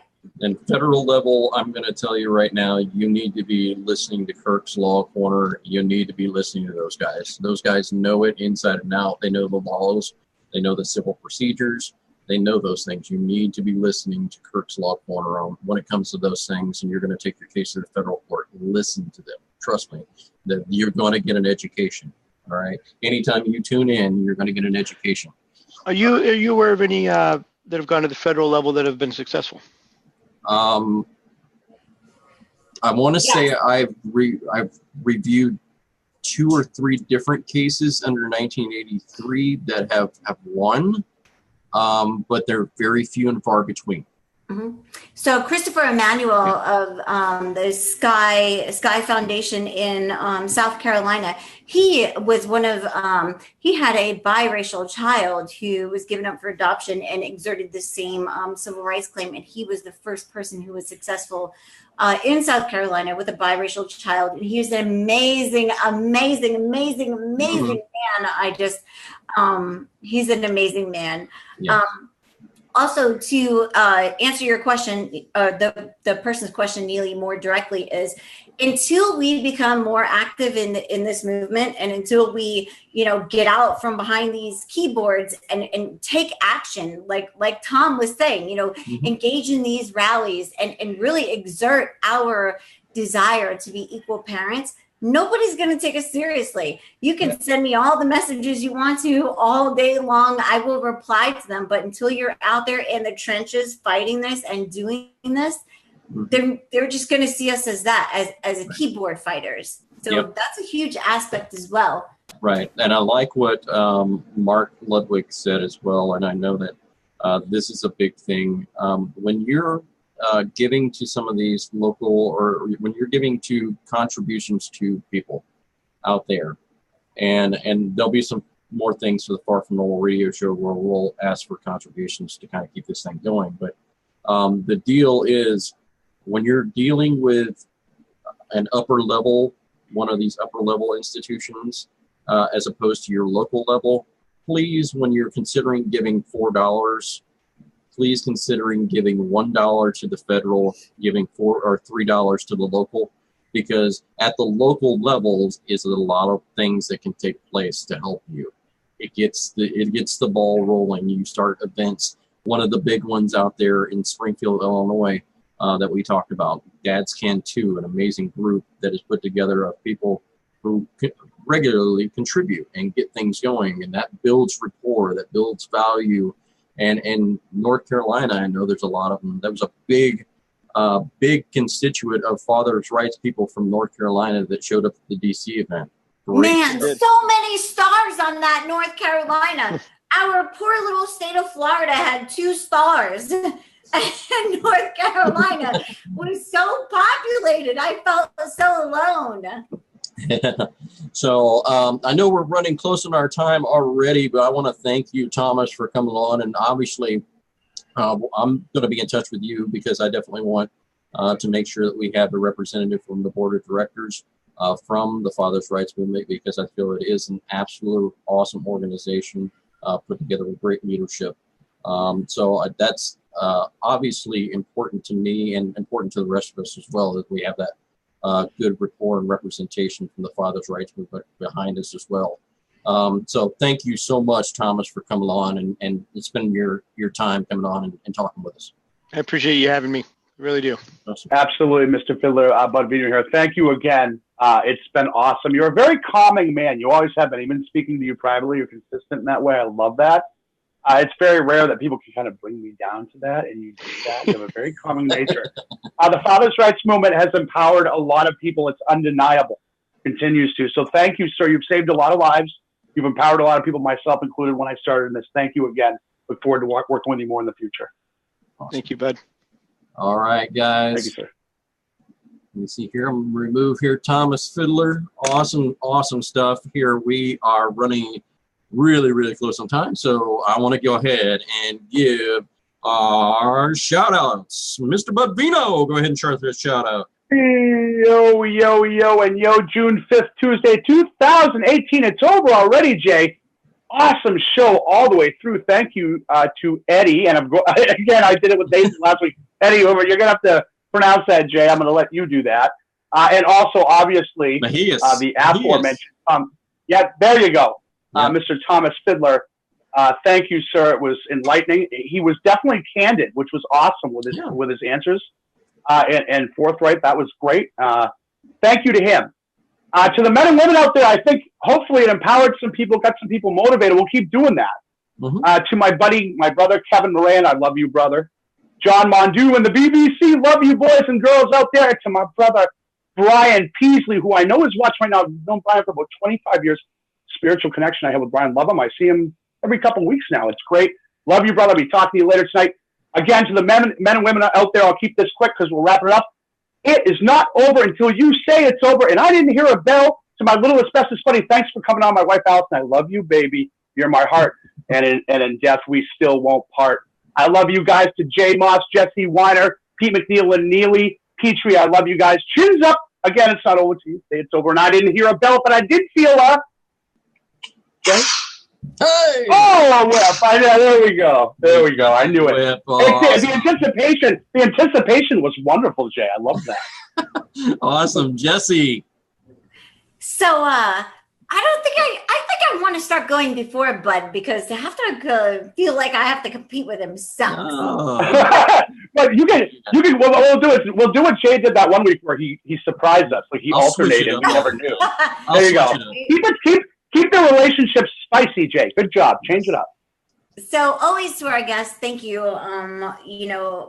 Most definitely, especially, Eddie, he's a great guy I connected with, and Tom Fidler. I mean, he has embraced me with just so much welcoming into this movement. I can't even really probably describe it. To each and every one of the parents out there fighting, continue to fight. Don't stop fighting. If you need a vent, call me. You know, that's it. Message. It doesn't matter. To our legislators, you guys owe it to us. You owe it to us to stick up for our parental right to equality, and we are expecting that of you. And I promise you, if you're not willing to uphold that right, I will be right next to your table telling people that too. She will. Don't doubt it. I don't think many people are doubting it anymore, Jay. No, definitely not here. And you know, always my FFM fam, love you guys. You know, Father's Rights Movement, love you guys. Americans for Parental Equality. That's it. Awesome. Hey, and Jessie gets the parrot. Awesome. All right, so Neely. Well, first shout out. Just want to shout out to God tonight. I've been, you know, in prayer today, and a lot of things have been on my mind. A lot of things are going on. Without Him and without everything, I wouldn't be where I'm at. I wouldn't be where I'm able to help people and meeting the awesome people that I'm meeting. The guests were awesome tonight. Thomas and Eddie, thank you. So shout out to you tonight. Shout out to my 3 most beautiful babies in the entire world, Mackenzie, Adriana, and Isabella. You are the real reason Mommy is fighting. So shout out to my Far From Normal radio show family and the board of directors, everybody that's on the board of directors. Shout out to We the People versus the 50 United States, the group that John Gentry's doing. Awesome. Shout out to Kirk's Law Corner and Chris Hallett. And shout out to all of the parents out there that are watching right now and getting involved. Keep doing what you're doing. You're a warrior. Yep. Awesome. Oh, and she gets Wait, is that the horse? That's what it the is. horse from Kentucky. Awesome. Awesome. Yeah. Well, So, Kentucky has it right? Kentucky Kentucky much love over there. Yeah, and again, Like I was born in Savannah, Georgia. I just got like implanted in Kentucky, so like I'm just all over the place. So yeah. Wow, you're far from normal. That's good. And quickly, we mentioned Pete McNeil, Mr. Milk Carton Pete McNeil. He's been doing a lot behind the scenes. Thank you, Pete. Love you, brother. He'll be back on soon. Yeah, definitely. Our good brother here on the milk carton will be back with us very shortly. Right. So and keep those transcripts coming. That's right. You know they're showed up in court. It's cool.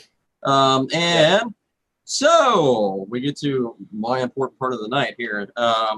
Put me on the spot, Johnny on the spot. All right. So definitely thank you to Eddie, Mejias. I want to make sure I did that. I put a pronunciation there. Mejias. Good job. And amazing job here, and amazing job definitely to Thomas Fidler for coming on and ask. You took the questions that we asked, which were very hard questions, and you did a phenomenal job with them. Absolutely. That's what we do here. We don't pander and throw lob balls at our guests. We hit you with some hard questions because obviously there's people that want to know the things out there. That's why we're far from normal. We're not the normal radio show who's just going to give you lob balls. We're going to ask you the hard questions. So awesome job. Amazing tonight. My good FFM fam, always behind the scenes, a family, love it. Also the board of directors, amazing job. We've been behind the scenes talking about a whole lot of things that will be coming up very, very soon, making some very, very big decisions that will still need to be made in the future for the Far From Normal radio show. And you're going to hear and see a whole lot more about that coming up in the future. So please pay attention. To all of the people out there that are going through this, you're not alone. You're not alone. What we go through every single day is why the Father's Rights Movement was created. What we're going through every day is why Americans for Equal Share Parenting was created. What you're going through every day was why the Far From Normal radio show was created. All right? So never think that you're alone. We're always here 24 hours a day to help in any way that we possibly can. If we cannot get back to you, we'll try as soon as we possibly can. Okay? Absolutely, Jay. Keep the messages coming, and if we don't get back right away, thank you for saying that, Jay. I'm backed up a ton, so please keep them coming. We'll get to you, I promise. Definitely. So as we say on the Far From Normal radio show every week, You are important, you are loved, and you are cared about. And I'm going to go ahead and end with our video. Chins up, yeah.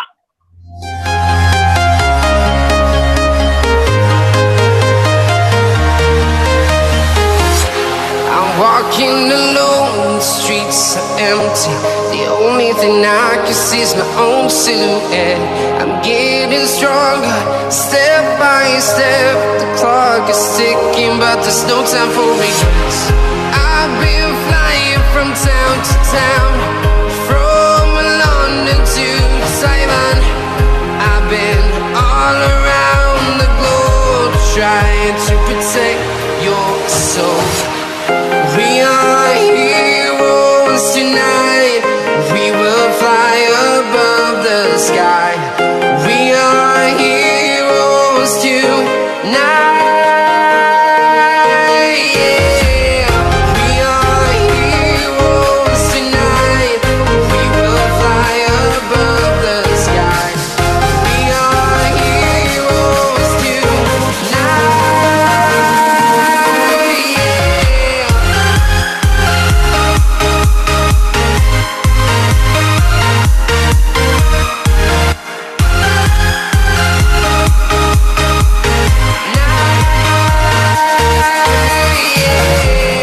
Feeling like a dynamite, ready to explode right up in the sky.